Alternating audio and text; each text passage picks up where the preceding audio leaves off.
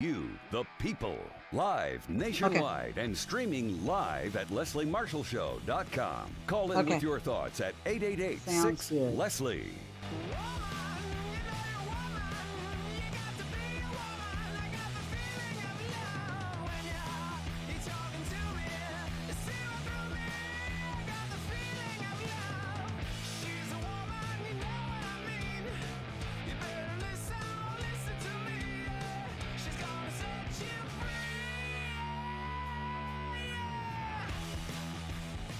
Here to set you free. And before I start the show, hey there, I'm Leslie Marshall. No judgment. My bags are still stuck in Costa Rica, where I went on vacation with my husband and 2 kids.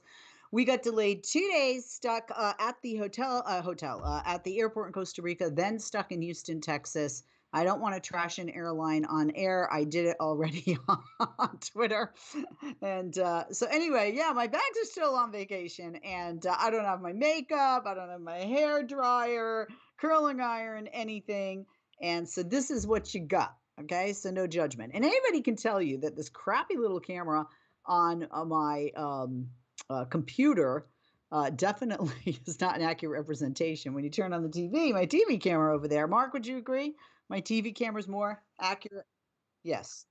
Yes. This is one of those I hate. We need to get me a better camera, Mark. That's what we need to do. Anyway, welcome or welcome back. Only True Democracy and Talk. I'm Leslie Marshall. We have a great guest joining us to talk about Russia, Ukraine, and the latest on that front, at the front, if you will. And that is Colonel Cedric Leighton, military analyst at CNN, good friend of ours, attained the rank of colonel, and also chairman of Sonic. His company is Cedric Leighton and Associates, right? We will be there. Mark, whatever you're doing on my computer, you're messing up what I need to do. So, okay. And anyway, let's check what's ripped from those headlines. President Biden today announced Steve Dettelbach as his nominee to lead the Bureau of Alcohol, Tobacco, Firearms, and Explosives, as well as new plans to regulate so-called ghost guns. And I just want to mention Fred Guttenberg, who has been on the program, whose daughter, Jamie, was murdered at Parkland in Florida. He mentioned to the president at the White House yesterday that it was his anniversary, and President Biden picked up the phone and called Fred Guttenberg's wife to wish her a happy anniversary, because that's what really nice, real people do, even if they are the commander-in-chief of the United States of America and leader of the free world. Just wanted to point that out. Anyway, this is why these ghost guns matter. We have gun violence ravaging communities across the nation. So the Biden administration is looking for administrative solutions to address the proliferation of illegal firearms. Attorney General Merrick Garland said in a statement, quote, "This rule will make it harder for criminals and other prohibited persons to obtain untraceable guns." Ghost guns are assembled at home from buy, build, shoot kits. They've posed a challenge to law enforcement because the guns don't contain serial numbers. It makes them difficult to track. There are about 20,000 suspected ghost guns recovered in criminal investigations just last year alone, according to new data out from the government. The president announced the new rules during a Rose Garden event yesterday, along with Deputy Attorney General Lisa Monaco.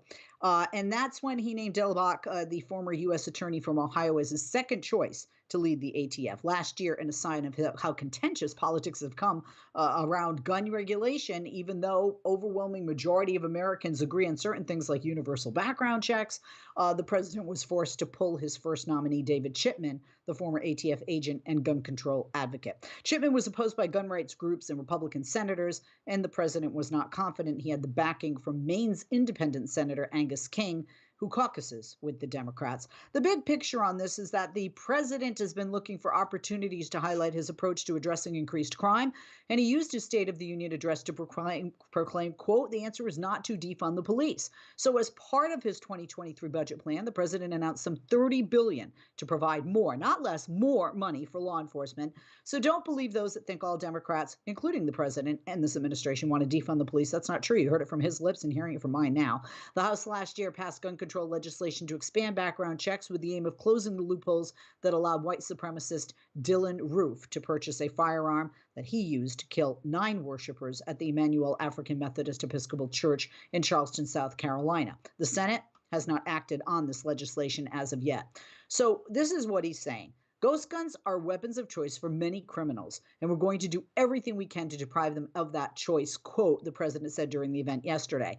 And the president, at the new rule the president put forth, he said it would help save lives, reduce crime, and get more criminals off the street. Let's do a little flashback. Last May, the president's administration announced new rules to require retailers to run background checks before selling firearm kits, which would allow anyone to assemble them at home to make a firearm, like I mentioned earlier. So what do we expect with this action yesterday on Monday? The administration plans to reclassify the key components in gun kits as firearms.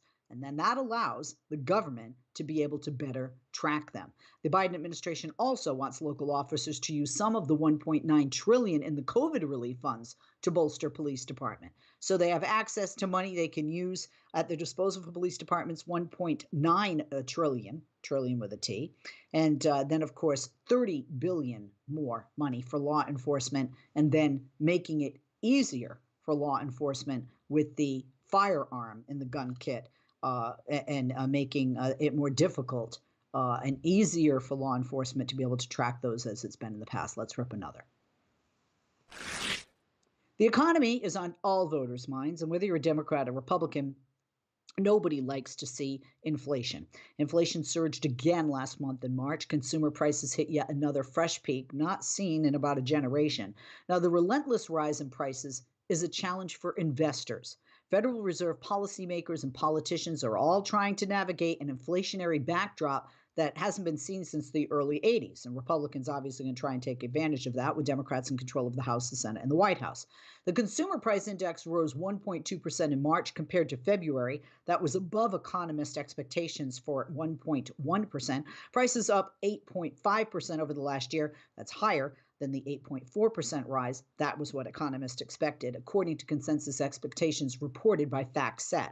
Now, that's the highest annual inflation rate since December 1981. Here are the details. Food, fuel, and shelter costs, key drivers of the upward rise in the overall price rise. Gasoline prices jumped 18.3% from February to March as energy markets reeled from the war in Ukraine, and that accounts for over half of the rise in monthly headline inflation. And so-called core inflation, excluding volatile food and energy prices, it rose 0.3%. That's less than the 5% analysts expected. That's good news, right? Prices for used cars and trucks, which were an early driver of post-COVID price increases, fell 3.8% in March. Not good. My husband's looking to unload his car. Both bond and stock markets rallied after the report, though. And that suggests that investors see the CPI report as a reason to think that battling inflation may require fewer interest rate hikes than they had thought just a few minutes earlier. Let's rip another. Well, also on the minds of some voters is immigration, and GOP candidates from Nevada to Ohio are stepping up attacks on undocumented Latino immigrants, despite warnings the strategy actually may backfire in some general election contest. The rhetoric aims to appeal to white voters aligned with former President Trump who are voting in GOP primaries, but some Republicans say it could alienate the crucial Latino swing voters in November, and that's an area where they have gained ground.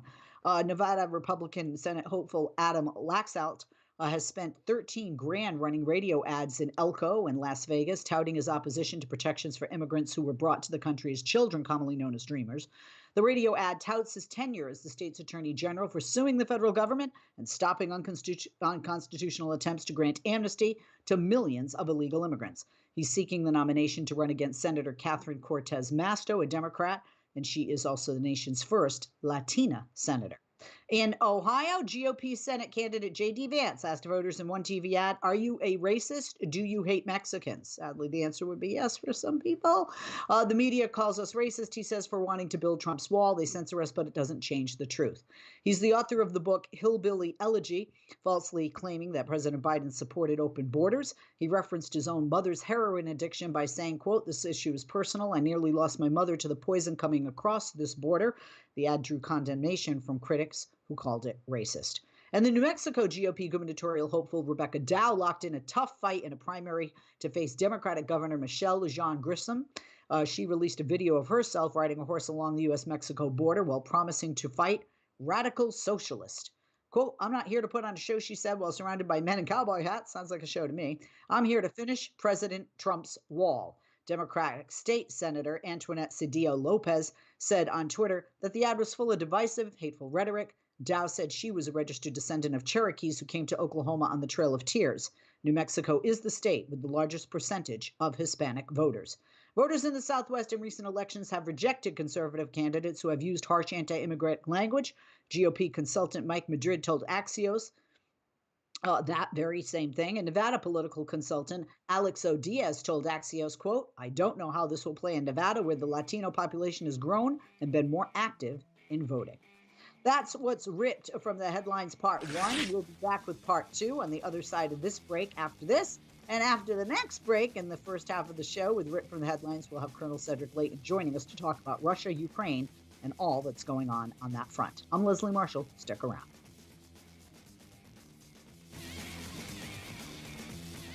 I want to get back to seeing my grandbabies every Sunday and smothering them with big hugs and kisses. I want to get back to football games with my boys. I want to get back to feeling and touching, connecting with the people around me. I want to get back to family dinners and my grandma's mac and cheese. I want to get back to real grocery shopping, taking my time, walking down every aisle, smelling the tomatoes and melons, having a free sample or two, or three. COVID-19 has changed how we live and how we feel. But now, there are vaccines. And they are the first step that let us get back to feeling optimistic about the days ahead of us. It's okay to have questions. Is it safe? Should I get it? Should I wait? Now, get the facts. Learn more at getvaccineanswers.org so you can make an informed decision when vaccines are available to you. Brought to you by the Ad Council.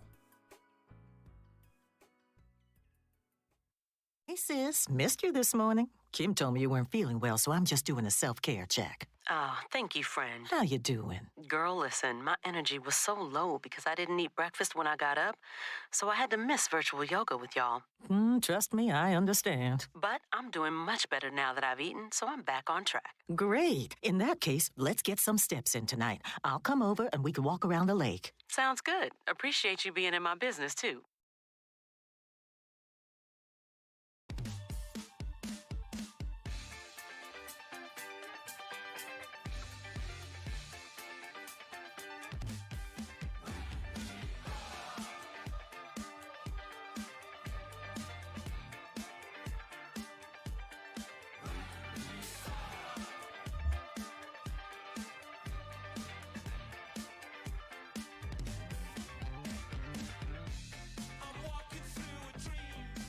Hey, the music reminds me, Pink Floyd came out with a new song, and they have one of the biggest and hottest band's lead singer from Ukraine, and it's a song in support of Ukraine. Marky Mark, maybe we could find that not now, but for another day on another show. My husband played it for me yesterday in the car on the way to one of our many attempted flights to come back to Los Angeles, and I was just like, "Is that a new Pink Floyd song?" And he said, "Yeah," and I thought that.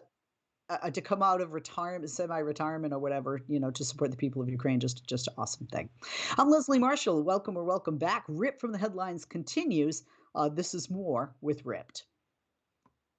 The National Urban League's 2022 State of Black America report alleges that some lawmakers, consultants, and violent extremists are plotting to disenfranchise, delude, manipulate, and intimidate American voters and establish a one-party rule, and that would work against the interest of people of color, both black and brown voters.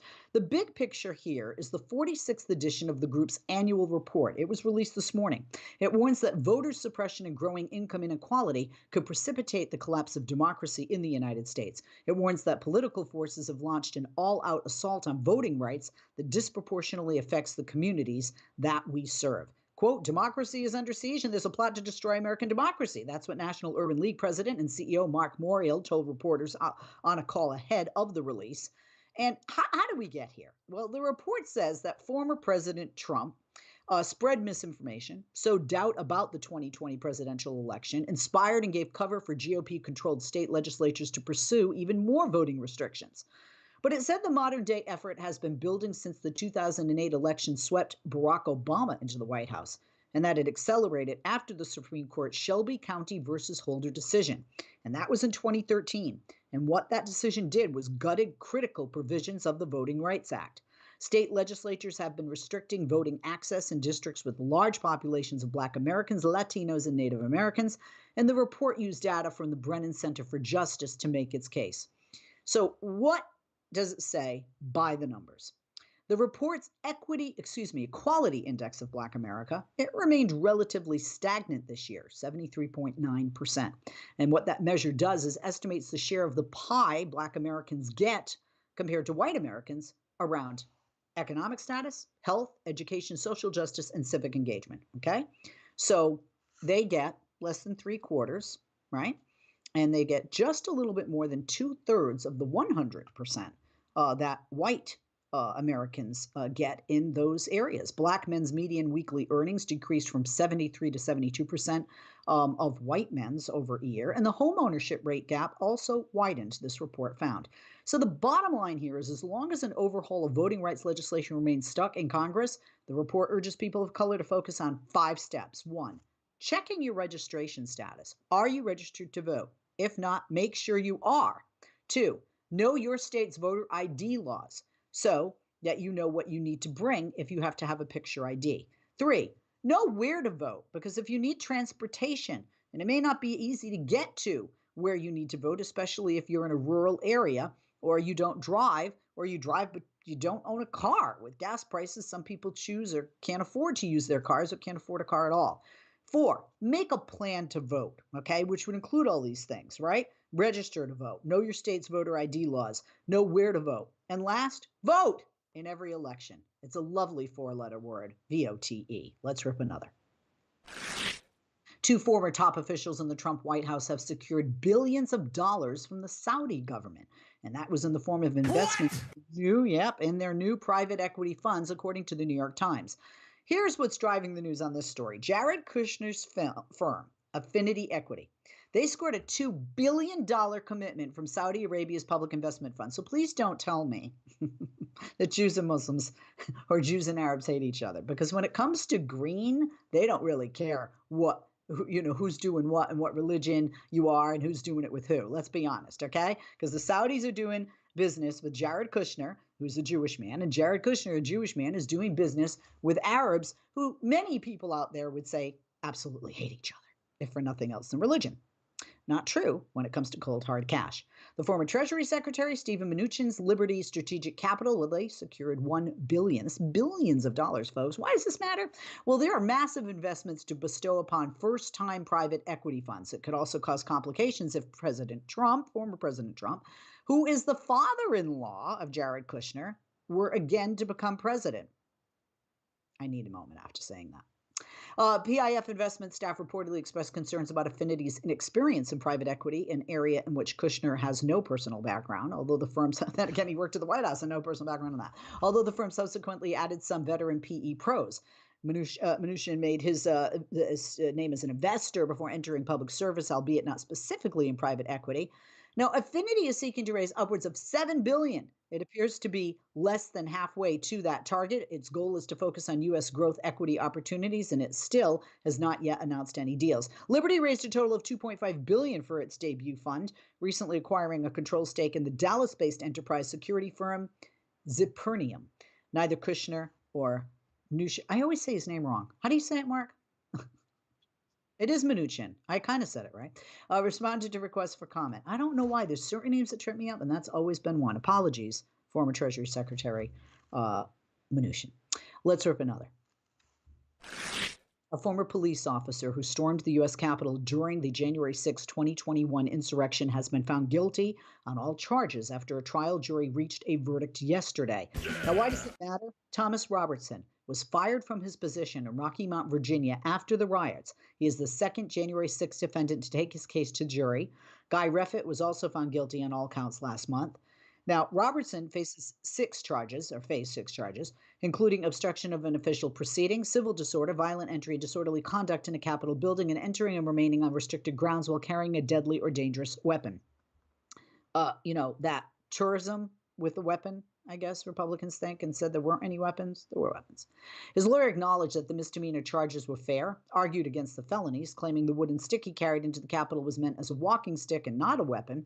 But prosecutors alleged that Robertson posted on social media that, quote, "We actually attacked the government. The right in one day took the effing U.S. Capitol. Keep poking us." He also took a photo of himself and another off-duty police officer making an obscene gesture in front of a statue of John Stark in the Capitol building. And the assistant U.S. attorney, Reza Burkhauer, said, quote, "This defendant gleefully put himself in the thick of the initial round of rioters who set off hours of chaos inside the Capitol." That's what was told to jurors during closing arguments, per NBC News. Obviously effective because they voted him guilty on all counts. Big picture here, the DOJ has arrested more than 750 people in connection to the insurrection. Let's rip another. Less than 1 in 10 Americans now describe COVID-19 as a crisis, with about 3 in 4 calling it a manageable problem, 1 in 6 saying no problem at all. That's according to the latest installment of the Axios-Ipsos Coronavirus Index. Now, these sentiments and the public's growing desire to be done with mask mandates and other restrictions, it raised significant challenges for public health officials in managing new surges that could create real political headwinds ahead of the midterms. I'm Leslie Marshall. That's what's ripped from the headlines. Coming up, Colonel Cedric Leighton's the House military analyst for CNN, talking to us about Russia, Ukraine, and somebody very knowledgeable on this. I always learn when I listen to him or watch him, as I hope you're listening and watching, and we'll stick around to hear more from Colonel Cedric Leighton. Back after this, I'm Leslie Marshall. Hey, Dad, how do airplanes fly? What's in this box? Can I touch this? Where does sand come from? Is this tree good for climbing? What happens if I mix these two things together? How are babies made? What does this thing do? Kids are curious about everything, including guns. Talking to them about gun safety in your home is a good first step, but you can do more. Always keep your guns locked, unloaded, and stored separately from ammunition. Storing your guns securely is the best way to prevent family fire, including unintentional shootings. For more information on safe gun storage and ways to keep your family safe, visit endfamilyfire.org. That's endfamilyfire.org. What do we keep in the attic? What's this thing called? Can I ride my bike backwards? Like I said, kids are curious. It's up to us to keep them safe. Brought to you by End Family Fire, Brady, and the Ad Council. Right now, our country feels divided, but there's a place where people are coming together. I gotta tell you, I was nervous to talk to someone so different than me. Me too, but I'm glad we are. Love Has No Labels and One Small Step are helping people with different political views, beliefs, and life experiences come together through conversation, and it feels good. Wow, your story is so... Interesting? Yeah. When people actually sit down, talk, and listen to one another, they can break down boundaries and connect as human beings. At lovehasnolabels.com/onesmallstep, you can listen to amazing, life-changing conversations and find simple tools to start a conversation of your own. I know one thing. This conversation gives me hope. It gives me a lot of hope, too. Take a step toward bringing our country and your community together by having the courage to start a conversation at lovehasnolabels.com/onesmallstep. A message from StoryCorps, Love Has No Labels, and the Ad Council. The opposite of courage is not cowardice, it's conformity. And right there's the problem with the big money establishment that now controls the National Democratic Party. This group certainly wants Democrats to be the majority party, but for what purpose? Based on the policies they actually push, they seek progress without change, only offering policy tweaks that conform to the existing corporate structure. Their idea of change is what near beer is to beer, only not so satisfying. Worse, when grassroots progressives put real FDR-style Big D Democratic ideas on the national agenda, the Dem hierarchy turns into a bunch of fraidy-cat Democrats, muling that a living wage law, health care for all, breaking up monopoly power, child care, strengthening unions, and other fundamental changes are too extreme. Such boldness, they cry, will frighten voters. They are, of course, wrong and politically inept. For such direct benefit, we're on your side changes in today's corporate-run system are the Democrats' most popular proposals.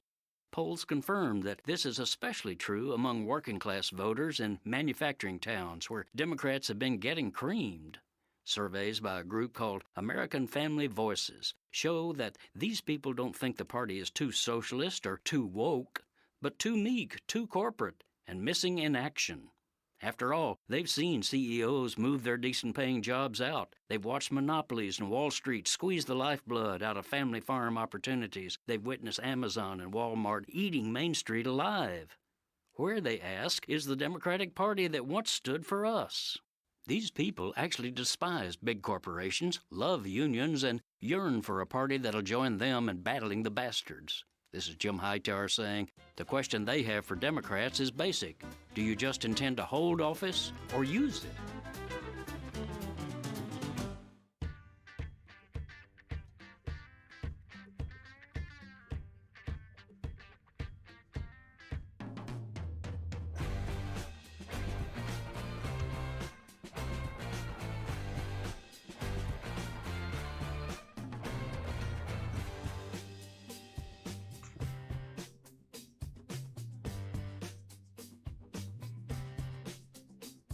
We are back. I'm Leslie Marshall. When I say we, I talk about me along with our guest today, Colonel Cedric Leighton, good friend personally of mine, professionally as well. He's founder and president of Cedric Leighton Associates. They're a strategic risk and leadership consultancy, and they serve global companies and organizations. He founded it back in 2010, but first, he served in the U.S. Air Force for 26 years as an intelligence officer, and he attained the rank of colonel. Colonel Leighton can also be seen regularly on CNN, where he is, as I mentioned, a military analyst.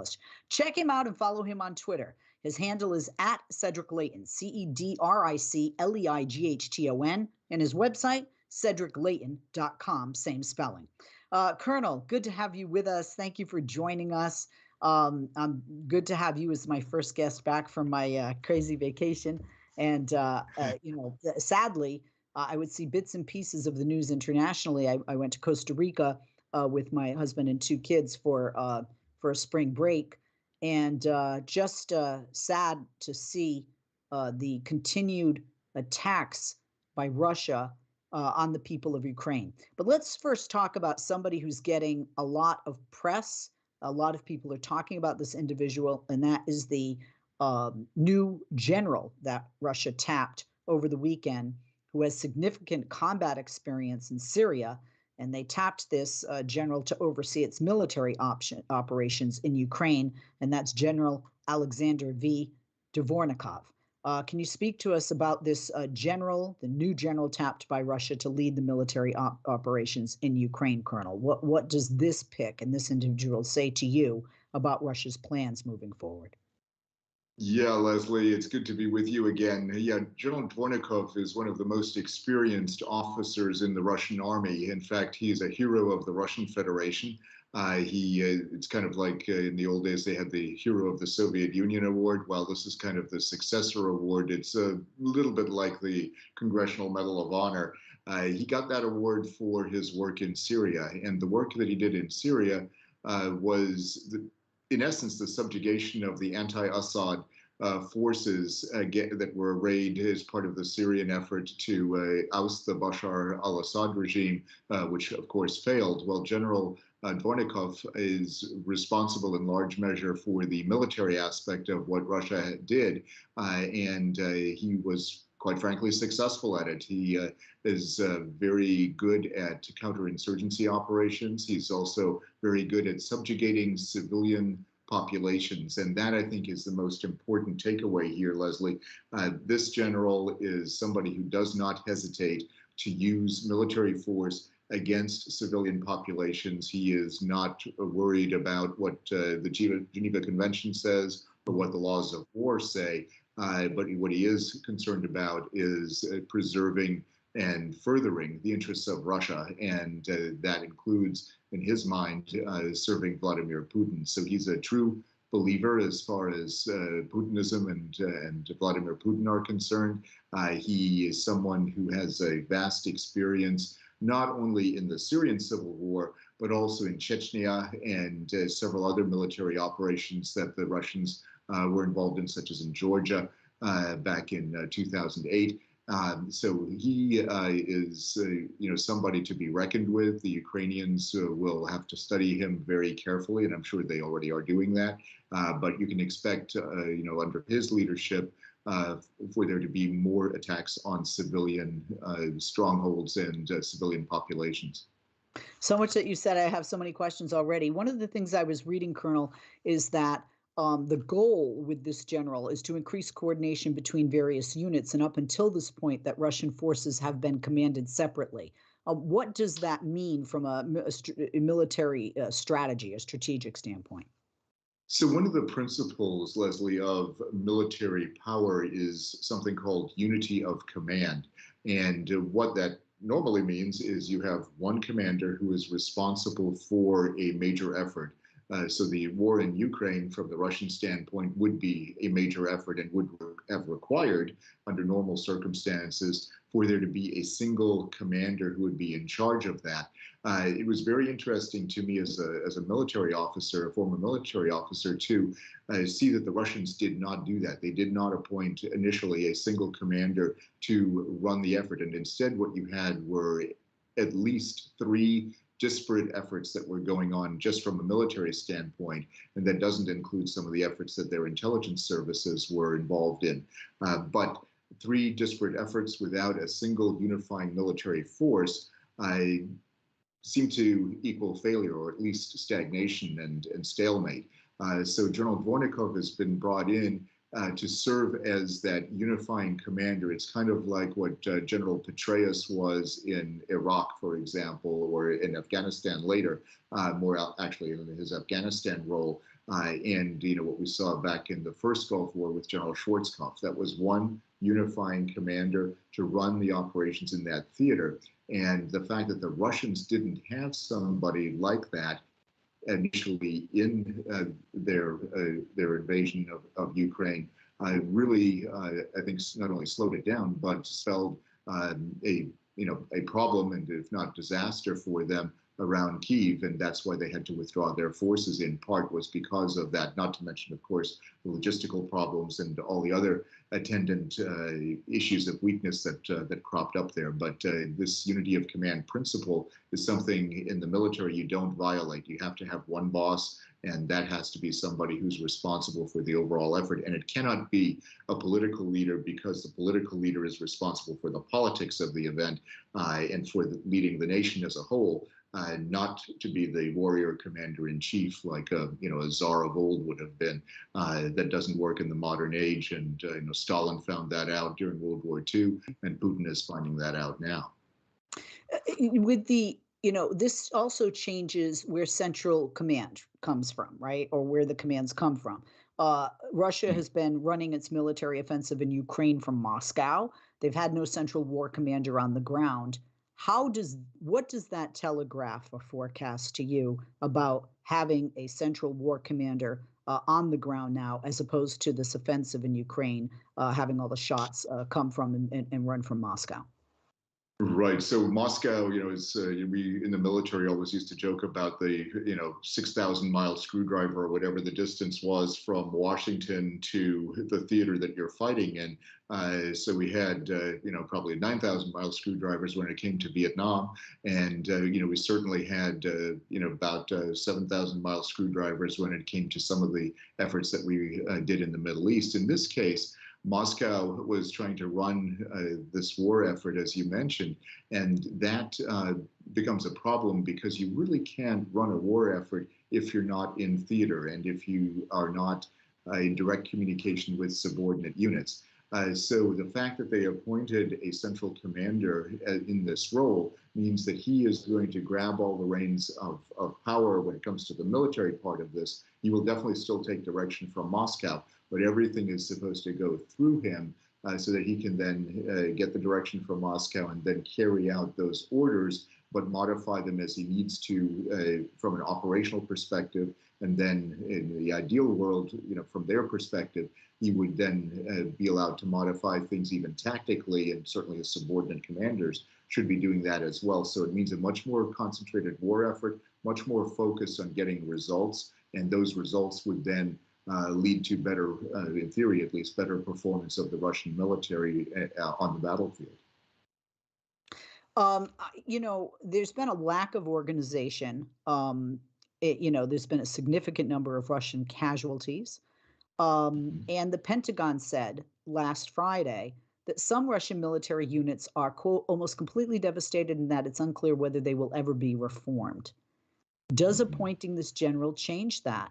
That they, have the devastation of those units, that they have those casualties, that they seem to not have as much equipment that, they had obviously before, and they obviously have an economy in free fall, so they may not have the funding to replenish that military equipment. How does this appointment of this general change that, if at all?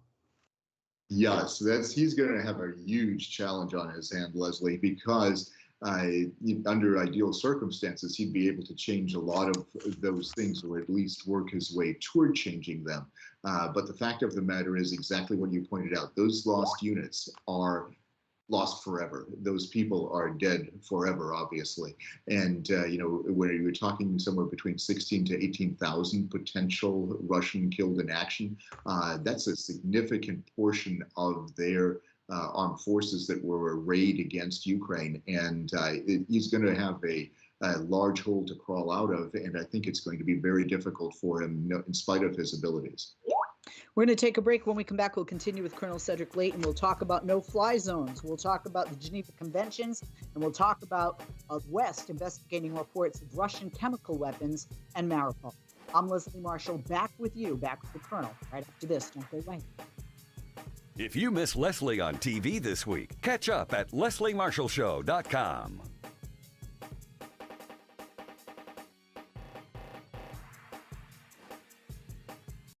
What I know about courage, I learned from my adoptive mom. She said sometimes you just gotta hold on and know we'll get through this. Mom, we are so high up. Hold my hand. No, you hold my hand. Here we go. Learn about adopting a teen from foster care. You can't imagine the reward. Visit adoptuskids.org to find out more. I learned patience from my adoptive dad. All he had to say was, "Hey, you got this. Just breathe." Hey, we're pretty good. Yeah. Might have to start a band. I got it. Learn about adopting a teen from foster care. You can't imagine the reward.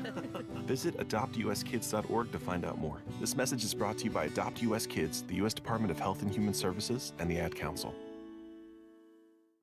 COVID-19 has changed how we live and how we feel. We show up differently, worship differently, and have found new ways to express our love and support to family and friends. But now there are vaccines, and they are the first step that lets us get back into the things we miss most. Like spreading the word without spreading concern, girls tripping instead of solo sipping, brunching instead of late night munching, and talking smack with a side of mac and cheese. It's okay to have questions about COVID-19 vaccines. Should I get it? Should I wait? Is it safe? Can I trust it? What about pre-existing conditions? Now get the facts. Visit getvaccineanswers.org so you can make an informed decision when COVID-19 vaccines are available to you. Brought to you by the Ad Council.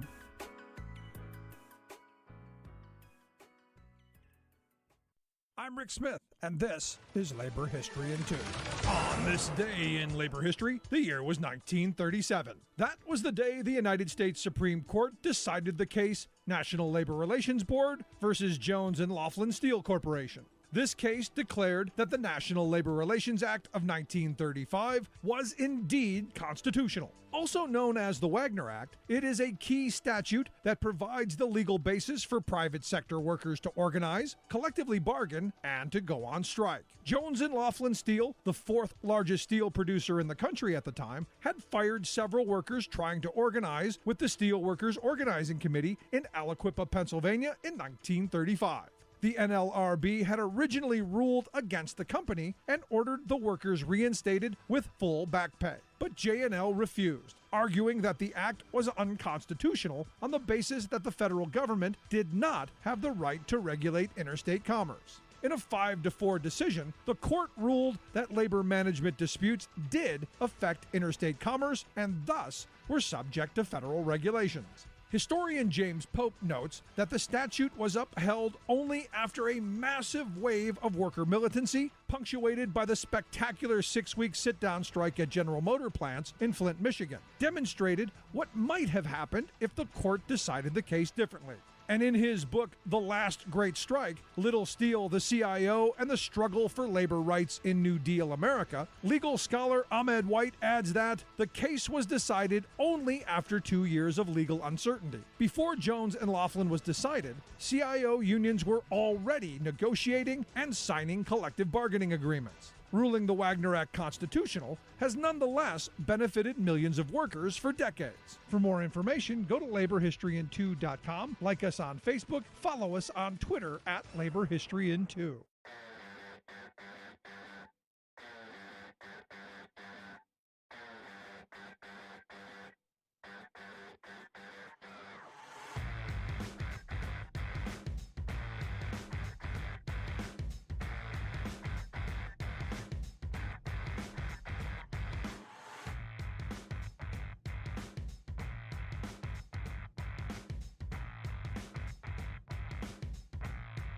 We are back. I'm Leslie Marshall. Welcome back. We welcome back Colonel Cedric Leighton, founder and president of Cedric Leighton Associates, and also a former U.S. Air Force colonel and as an intelligence officer for nearly 30 years. Seen on CNN as a military analyst. On Twitter, please follow him at Cedric Leighton, CEDRICLEIGHTON.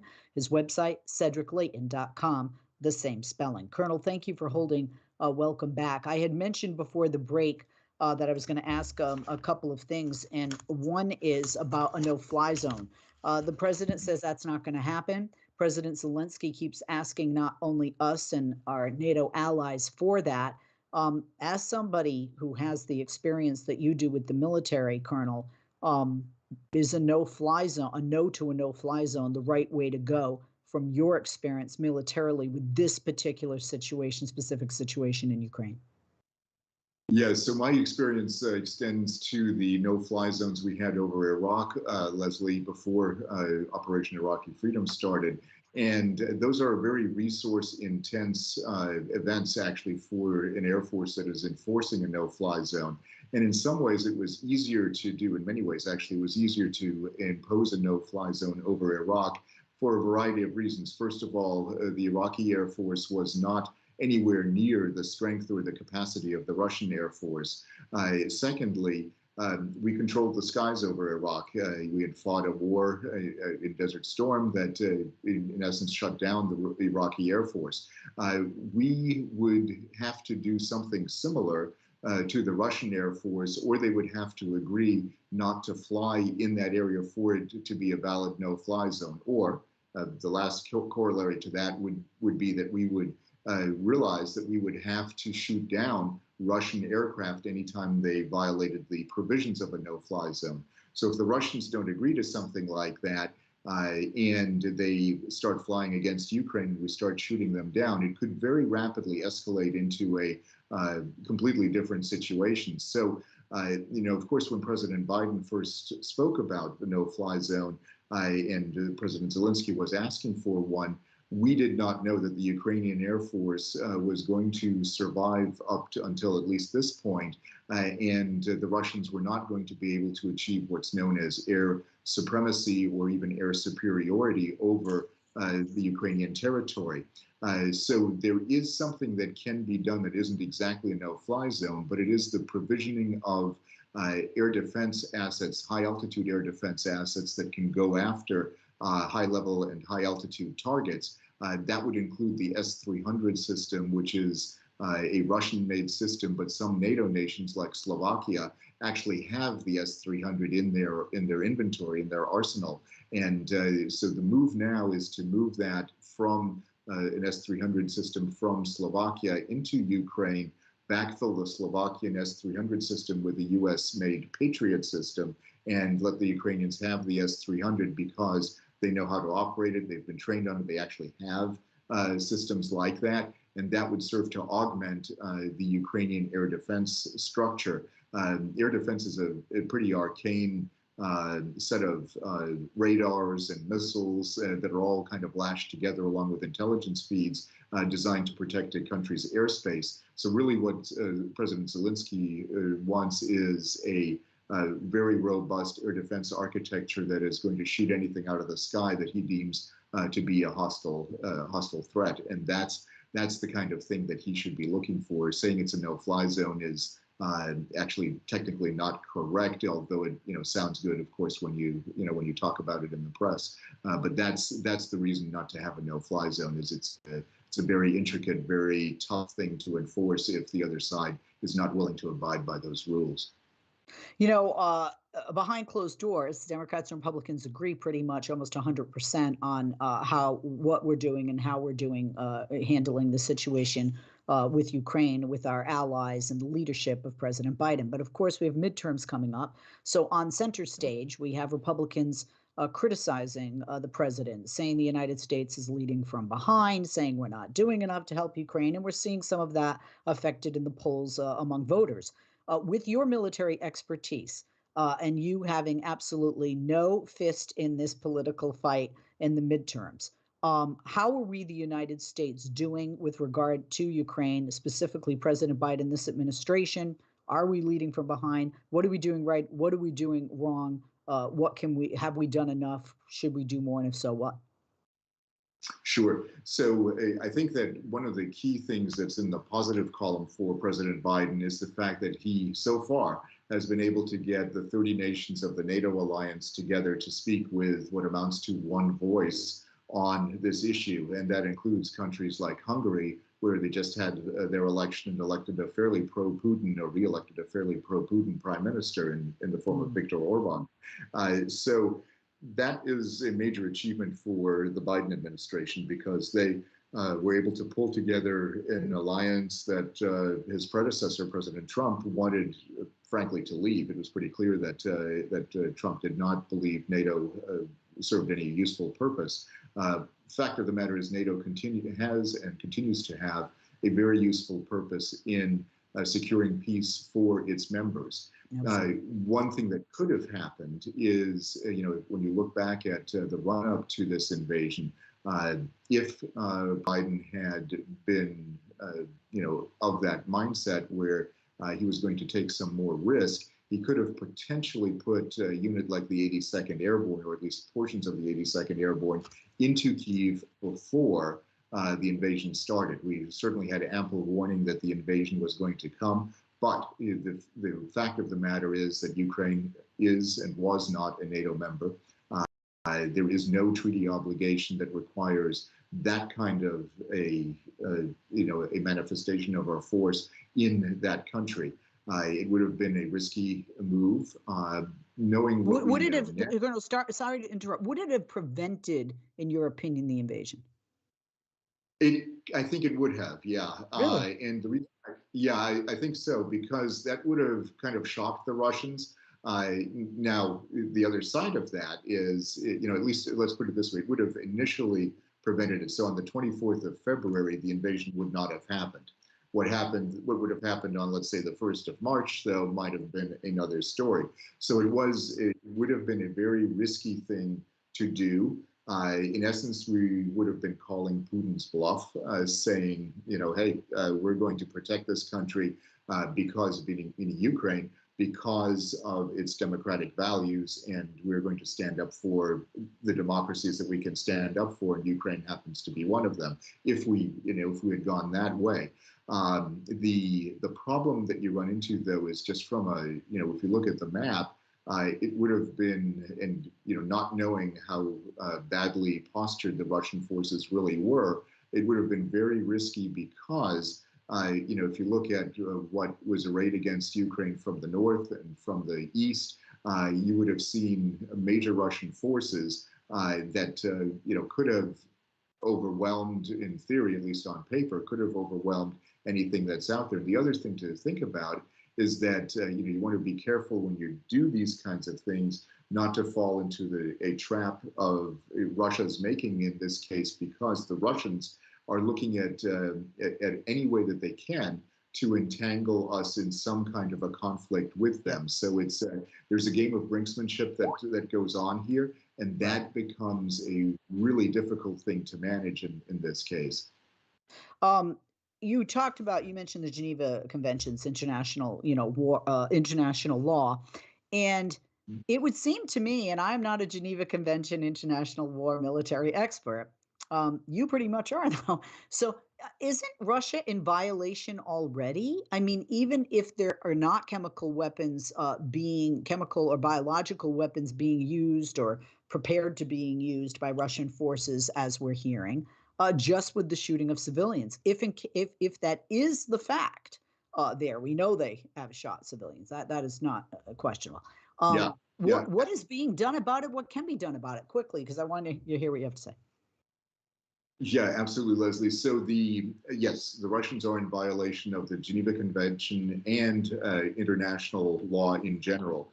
So what that means is that they have committed crimes, they have committed war crimes against civilian populations. Under the laws of war, there is an absolute prohibition on deliberately targeting civilians and killing them or even wounding them. And certainly they also cannot take them prisoner and ship them off to other areas of Russia, like they're doing with some of their camps. So this becomes a really big issue. The Russians are in violation of international law and the Geneva Convention. To punish them is going to require, in essence, the toppling of the Putin regime if we want to get at them fairly quickly.